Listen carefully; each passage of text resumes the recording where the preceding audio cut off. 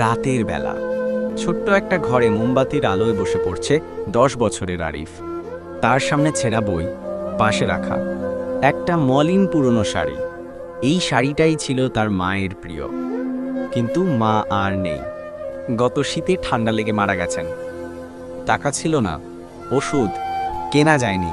মা শুধু বলেছিলেন, আরিফ তুই বড় হ, পড়াশোনা কর, আর কাউকে যেন এমন কষ্ট না পেতে হয়।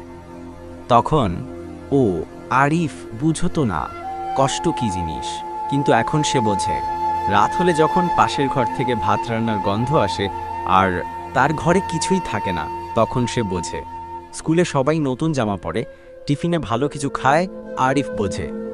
মায়ের শাড়িটা বালিশের নিচে রেখে ঘুমায় সে, যেন মা পাশে আছেন। মাঝে মাঝে শাড়িটা জড়িয়ে কাঁদে। একদিন সে ঠিক করবে, আমি ডাক্তার হব, যেন আর কোনো মাকে ঔষধের অভাবে মরতে না হয়।